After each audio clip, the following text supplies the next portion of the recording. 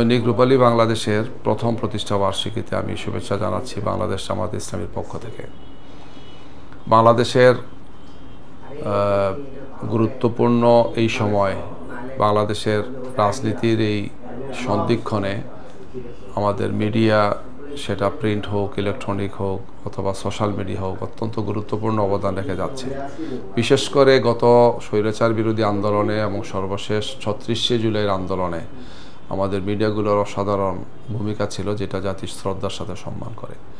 এবং এই দায়িত্ব পালন করতে গিয়ে আমাদের অনেক সাংবাদিক শহীদ হয়েছেন, আহত হয়েছেন, পঙ্গু হয়েছেন, ক্ষতিগ্রস্ত হয়েছেন। আমরা সবাইকে সম্মান এবং শ্রদ্ধার সাথে স্মরণ করছি।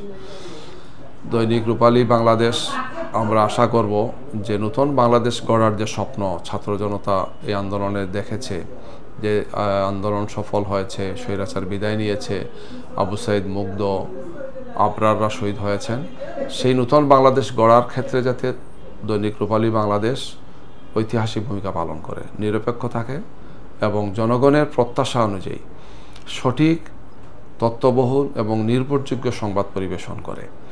কোনো অবস্থায় যাতে কারো কাছে মাথা নত না করে, সত্যের পক্ষে, ন্যায়ের পক্ষে এবং জনগণের পক্ষে দাঁড়ানোর সাহস নিয়ে এগিয়ে চলবে, আমরা সেটা প্রত্যাশা করি। আমরা ঐতিহাসিক এই মুহূর্তে তাদেরকে আবার মোবারকবাদ জানাচ্ছি তাদের প্রথম প্রতিষ্ঠা বার্ষিকীতে। আমরা আপনাদের পাশে আছি, আমরা আপনাদের পাশে থাকব। দৈনিক রূপালী বাংলাদেশ, মুক্ত চিন্তার দুরন্ত প্রকাশ।